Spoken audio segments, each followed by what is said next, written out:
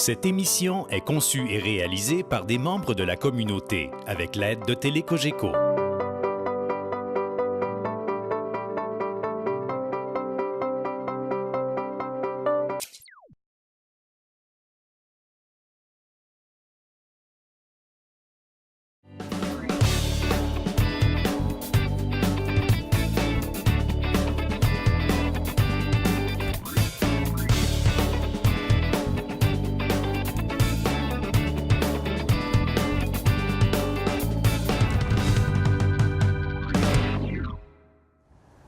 Bonjour, je m'appelle Pierre Robitaille. Le but de cette émission est d'introduire les outils informatiques en répondant aux questions suivantes. Que peut-on faire avec l'informatique? Pourquoi? Avec quels outils et quels en sont les risques? Je veux démontrer que je peux simplifier votre perception de l'informatique, démystifier vos craintes et vous aider à comprendre vos besoins.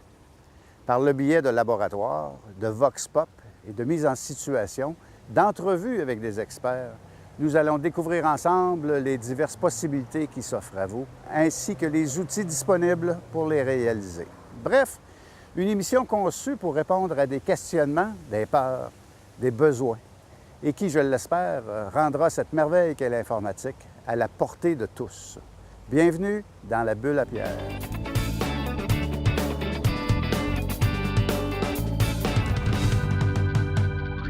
Bonjour. Le monde des équipements informatiques est vaste et souvent complexe pour les néophytes. On passe facilement des plus gros, comme les tours, soit serveurs ou de table, aux plus petits, comme les mini, tablettes, des tout en passant par les tout-en-un, les divers portables et récemment les tablettes, disons, hybrides, permettant le branchement d'un clavier et avec une puissance comparable à certains portables. Il est souvent trop facile de voir grand avec des ordinateurs, et franchement, sans raison. Une mauvaise sélection et vous n'utiliserez pas autant votre appareil. Attention, généralement, les vendeurs vont vous vendre ce qu'ils ont en main ou encore ce qui, selon eux, selon leurs besoins, ce qu'ils trouvent étant le meilleur ordinateur. Souvenez-vous que ce qui est bon pour votre vendeur n'est souvent pas ce que vous avez besoin. C'est probablement ce qui est présentement en vente ou pire encore, celui sur lequel le vendeur a présentement une meilleure commission. Une belle petite histoire pour imager mon point. Un beau jour d'automne, un gars sort de chez lui, il rencontre son ami. En jasant de choses et d'autres, il lui mentionne qu'il est à la recherche d'une bonne souffleuse. « Eh bien, de s'exclamer son ami, je crois que j'ai ce qu'il te faut. Je viens de m'en procurer une en solde et je peux t'en avoir une aussi. Il est extraordinaire. » Il lui énonce l'ensemble des caractéristiques de son nouvel achat. « En plus, dit-il, à ce prix, tu ne peux pas te tromper. » Eh bien, oui, je me tromperais. Car malgré toutes ces belles caractéristiques, j'aurais bien des problèmes pour respecter mon contrat de dégagement de l'autoroute XY. C'est justement pour corriger cette situation et surtout pour vous donner quelques munitions qu'aujourd'hui, nous allons tenter de faire le tour des principaux groupes d'ordinateurs et essayer de vous expliquer ce qui les distingue, le pourquoi de leurs bénéfices pour vous. Avec la grille de sélection que vous retrouvez, entre autres, sur le Facebook de la Bulle à Pierre, vous serez mieux équipé pour analyser, connaître et exprimer vos besoins. Allons immédiatement retrouver notre spécialiste de cette semaine, M. Éric Lacaze.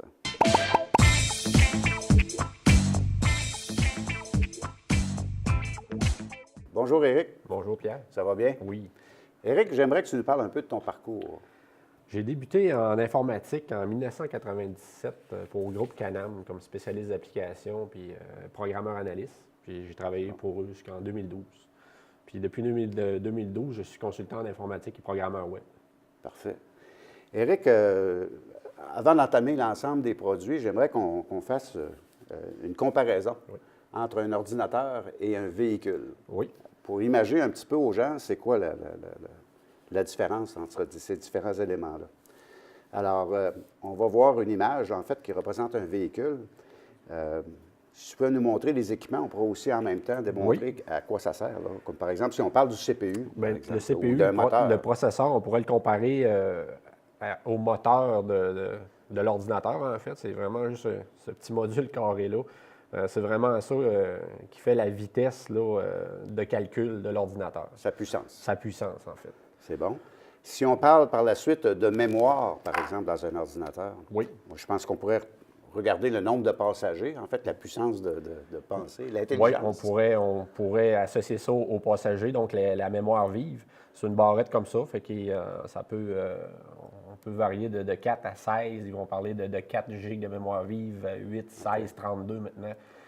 Fait que c'est vraiment des barrettes de mémoire comme ça qu'on retrouve. Parfait. Nos passagers. Nos passagers. Nos disques rigides, Oui. maintenant, c'est de l'espace de stockage de l'information, donc notre valise sur notre véhicule. Oui, encore là, c'est que ça, c'est une valise d'un desktop, si on veut. Ouais. Beaucoup plus grosse qu'une valise d'un ordinateur portable. Effectivement. Ça fait que ça aussi, ça peut varier La boîte reste la même grandeur, mais l'espace de stockage, Puis en fonction de l'ordinateur, il peut y en avoir plus qu'un aussi. on peut en avoir plus qu'un, tout dépendamment de la grosseur du boîtier. C'est bon. Les cartes vidéo, on n'en a pas nécessairement, ou on peut la montrer sur une peut la carte, monter sur une carte mère une carte mère de portable, si on le veut. châssis de notre voiture. Ici, on a pas mal toutes les composantes là, d'un ordinateur portable. Ici, on a notre moteur qui est le processeur. Ouais. On a notre carte graphique qui est ici. La carte Wi-Fi, où se connecter au réseau Wi-Fi. Sans fil, oui. Ensuite, la mémoire pour les portables est toujours plus petite un peu, qui sont nos passagers. À l'intérieur, C'est vraiment l'intérieur avec tous les connecteurs d'un portable. Puis pour un portable, bien, il y a des batteries qu'on ne voit pas là présentement, mais c'est la batterie du véhicule. C'est ça. Donc, on va imager, tout au cours de notre présentation, on va imager les différents ordinateurs en fonction de type de véhicule, autobus, van ou enfin peu importe. Parfait. Avant de regarder l'ensemble des ordinateurs que nous avons avec nous sur le plateau, il y a 2 questions importantes, je pense qu'il faut que vous vous posiez. La première, avez-vous besoin de logiciels spécifiques pour choisir un ordinateur, entre autres, ou pour votre utilisation? Entre autres, vous avez besoin de faire un système comptable, c'est sûr qu'on ne regardera pas de tablette. Aussi, avez-vous besoin d'un appareil qui soit portable? Ça, c'est les 2 grandes catégories qui vont venir justifier l'appareil que vous allez choisir. Alors, en partant, on va regarder les tablettes maintenant. Alors, Éric, Oui. les principales caractéristiques qu'on va avoir d'une tablette. Je pense qu'on a quoi? La légèreté. C'est sûr que la portabilité, c'est le point numéro 1. Ouais. Ça fait qu'il n'y a pas de clavier, rien, pas de fil. C'est vraiment la meilleure chose pour le transport. Puis c'est aussi facile à utiliser, je pense. Ou plus Oui, facile. c'est très facile à utiliser. Tout est tactile, tout est pensé pour l'utilisation juste avec nos doigts, puis ça se termine là. Il n'y a pas trop de clavier puis de commandes de clavier. ni Non, rien. ils ne veulent pas aller dans ces ces modes-là choses-là. parce que ça enlève la simplicité du départ que la tablette a été faite. Donc, c'est tout petit, c'est facile à utiliser, c'est facile à amener avec nous. Même pour certains formats, les dames peuvent mettre ça dans leur sacoche. Oui. C'est facile à garder. Puis, selon moi, là, je me trompe peut-être, mais on verra tout à l'heure, mais selon moi, ça peut être bon pour à peu près 95 de la population. Oui, pour faire de l'Internet, pour aller chercher ses courriels, pour faire du Facebook, on s'entend que c'est la l'appareil. majorité des choses. Le Skype aussi peut se faire avec une tablette. Puis encore une fois, on l'a déjà dit dans une autre émission, mais une tablette, ça inclut les iPads. On Oui. s'entend là-dessus? Oui. Bon, c'est beau. C'est un petit peu plus dispendieux, par contre, qu'un ordinateur de table. Oui, ça peut. Les tablettes sont plus dispendieuses que les ordinateurs de table, mais les ordinateurs de table, il y en a de tous les prix aussi. Ouais, On s'entend c'est que c'est pour ça que il faut vraiment cibler au départ Le besoin. Le besoin. Effectivement. C'est plus fragile, par contre, c'est moins réparable, moins facile à réparer. Il ne faut pas trop l'échapper Mais- par terre. Sinon, au moins, les vitres se changent comme les cellulaires. OK. Mais c'est assez fragile. C'est bon d'acheter un bon boîtier de protection, si on veut. Puis il y a un élément important à souligner pour ces appareils-là, par contre, c'est qu'ils ne sont pas tous expansibles. On ne peut pas rajouter de disques dans certaines, on ne peut pas rajouter de mémoire. ou quoi Non, que ce ça, soit. on est vraiment limité à... Ce Quand qu'on on a l'achète, on a l'espace de stockage. Tout est fixe. Tout est fixe. Vitesse du processeur, on achète un module, c'est fini. Parfait. Fait que là, on va passer et voir les portables. Oui. De retour avec le portable. Éric, les définitions, les caractéristiques de cette machine. Bien, le portable, portabilité, encore une fois, comme la tablette.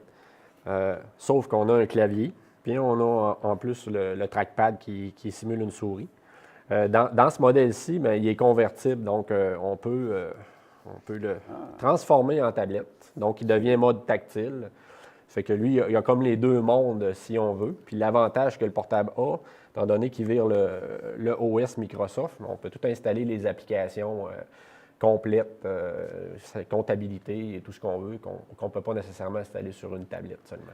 Ça, c'est un Windows, mais c'est aussi disponible dans le Macintosh, dans le monde Dans Apple, le Macintosh pour les MacBooks. Linux. Exactement. C'est tout le même principe. Le OS va permettre d'installer des programmes plus évolués que sur une tablette. que sur une tablette. OK. On a aussi plusieurs ports d'expansion. Ici, on a le HDMI si on veut se brancher sur une télé externe. Directement. Les ports USB pour des clés USB. Carte SD, souvent, on part en voyage, on prend des photos, puis on a notre appareil photo qui enregistre des cartes SD. Donc, on peut Brancher directement là-dessus. Ça varie des portables. Il y en a, ça c'est un tout petit, peut-être un 11 pouces, 12 pouces, mais ça va jusqu'à du 17 pouces pour les gamers. Puis il y a une range de prix encore de très bas à très élevé. Là. C'est ça, avec des espaces disques aussi plus ou moins grands en Plus ou fonction moins du besoin. grand. On peut upgrader sur certains portables. Plus c'est petit, plus c'est dur à upgrader. Possiblement sur ce petit-là qu'on peut changer la mémoire, puis c'est pas mal juste ça.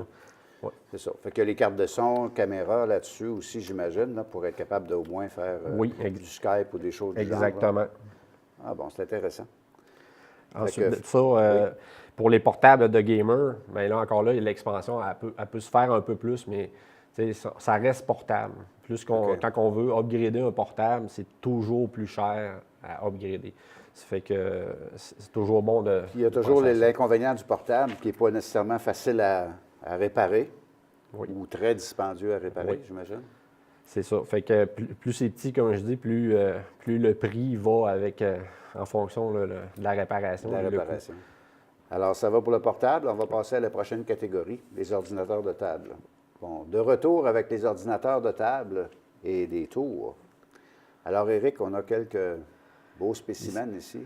Ici, on a deux modèles. On a un plus petit, ça a sorti il y a quelques années. C'est les composantes d'un ordinateur portable qui ont intégré dans une mini-tour, si on veut.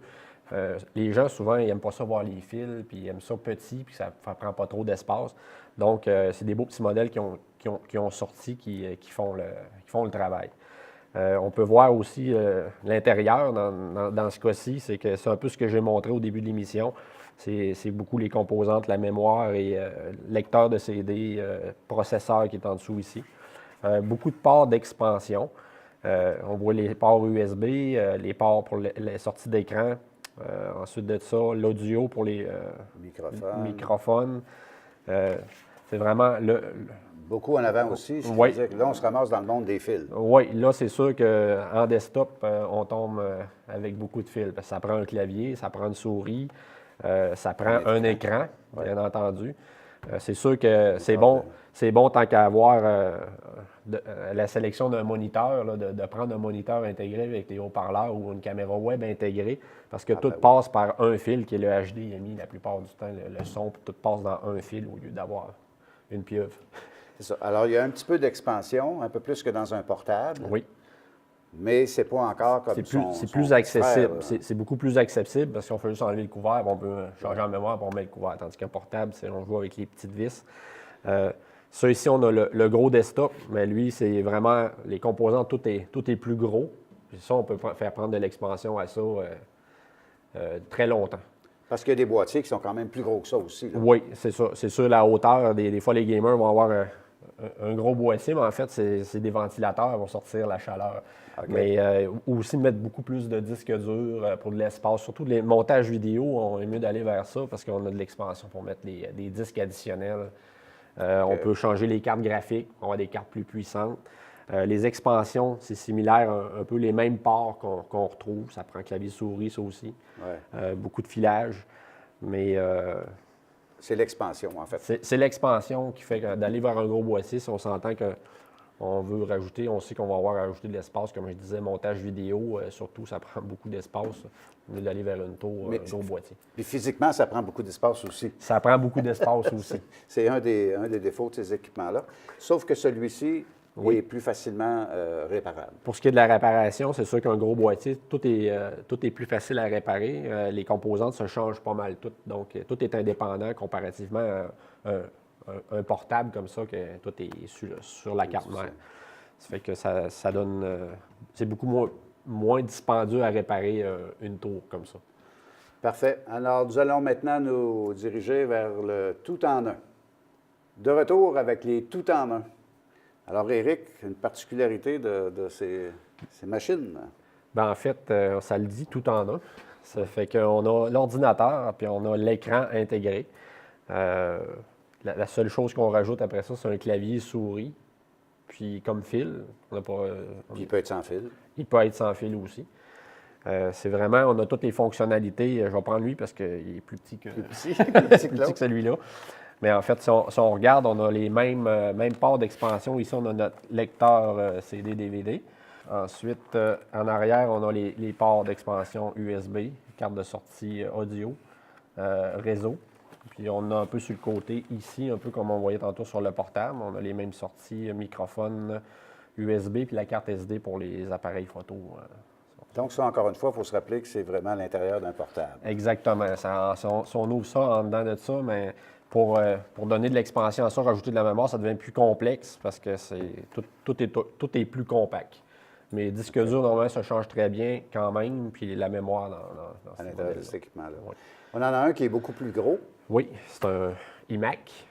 Lui, c'est d'un 27 pouces. On s'entend que c'est un peu le même principe, sauf que c'est la technologie Apple. OK, oui. Fait qu'on ne parle pas de la même catégorie de prix non plus. Non. Fait que ça reste que c'est tout intégré lui aussi. Fait que je vais le tourner de bord, montrer un peu les ports d'expansion qu'il y a en arrière ici. Je vais tasser celui-ci. Fait que si on voit qu'on a nos ports d'expansion qui sont les USB, Ça, ouais. ouais, on a même la carte SD, ils ont vraiment tout mis en arrière, ils sont rendus vraiment minces. Fait que ici, on parle d'une machine là, qui est l'un des plus performantes, là, un i7 là, avec 32 GB de mémoire vive. Là. OK, fait que c'est au moins 2 fois, c'est presque 3 fois le prix de l'autre ici. Là. Oui, facilement. Facilement, mais pour du montage vidéo, c'est la intéressant. crème. Maintenant, des inconvénients de ça, c'est des appareils qui souvent sont réputés pour chauffer. Exactement, parce qu'on voit que, surtout sur le Apple, il n'y a pratiquement pas de fente à nulle part, à part ici. Il prend son air à l'arrière. C'est vraiment la chaleur qui fait qui cause problème à ces modèles-là. Ouais, la vie utile, l'espérance de vie peut être plus courte à C'est cause de ça. C'est bon de passer l'air de temps en temps Régulièrement. pour les dépoussiérer. OK, important. Oui. Puis la durée de vie, donc c'est des logiciels normaux, ça roule macOS, ici, ça roule Microsoft. Windows. Oui. Donc c'est vraiment les logiciels qu'on peut mettre dedans, comme dans Exact. les portables, la Oui. même chose. La réparation? Réparation, là, on s'entend que ça, c'est la technologie d'un portable qu'il y a dans ça. Encore là, on est limité. Si on veut, c'est un modèle HP. Si on veut des pièces pour ça, il faut acheter vraiment les pièces pour ça. C'est très dispendieux à réparer. Même chose pour ce qui est de technologie Apple. C'est vraiment, on est limité aux composantes Apple. OK, fait que c'est entre-deux. Parfait. Alors voilà pour les tout-en-un. Avant de conclure, j'aimerais, Éric, qu'on parle un peu de ce qui s'en vient, mais ce qui existe un petit peu, mais sur d'autres formats. Là. On a d'autres ordinateurs. On ne les a pas ici en studio, mais il y a les Mac Mini. C'est vraiment des petits modules. C'est un ordinateur tout inclus, si on veut, mais c'est vraiment petit qu'on peut placer souvent. Souvent, ceux-là qui n'ont pas d'espace, ils peuvent utiliser leur télévision HD, brancher ça là-dessus, puis ça devient leur ordinateur, si on veut, quand clavier, souris sans fil. Okay. Tu as les Mac Mini, tu as plein d'autres NUC qui existent, qui roulent Windows. Ils ont même, Intel a sorti des mini-clés, c'est comme une clé USB, si on veut, HDMI, qu'on branche direct et ça s'alimente par le port HDMI de la TV. En branchant ça là, avec un clavier souris sans fil, on tombe avec un PC qui est gros comme ça. C'est sûr que l'espace, le stockage est vraiment limité, mais pour faire de l'Internet, c'est parfait. Là. OK. Bon, fait que c'est bon. Fait que de ça aussi, il y a aussi les Surface Pro de Microsoft, les nouveaux hybrides. Les Surface Pro, qui est une tablette hybride, si on veut, parce qu'elle roule vraiment le Microsoft Windows au complet. Puis elle a un clavier à elle qu'on peut intégrer, qui devient le petit couvert un peu d'une tablette. Fait que c'est vraiment un avantage qu'elle a sur Fait que les autres tablettes. C'est une tablette, mais en principe, c'est un ordinateur. C'est un hybride, c'est un portable. Sauf qu'on est limité. Des fois, ça peut venir chaud. Ah ouais. Ça fait qu'il ne faut pas souvent les mettre dans des protections trop, Pas parce trop qu'il les faut abîmer. qu'elle se ventile. Alors, Éric, si on peut, je pense que tu es disponible pour de l'assistance si les gens ont besoin de tes services. Là, Oui, ils peuvent consultation, communiquer avec toi. tout le monde peut me rejoindre, consultation informatique, programmation web. Je Parfait. suis disponible pour vous aider. En conclusion, j'aimerais vous dire que, selon nous, vous devrez en tout premier lieu déterminer le plus précisément possible ce que vous voulez faire. Pas facile au début, me direz-vous, quand on n'en a jamais fait. Mais pourquoi pas prendre un cours? La majorité des commissions scolaires du Québec offrent des cours aux adultes, aux aînés et aux groupes. Ceci vous permettra de vous familiariser avec l'informatique et de vous permettre de mieux choisir. Il vous en coûtera moins cher que d'acheter le mauvais appareil en partant. Bonne semaine et à la semaine prochaine.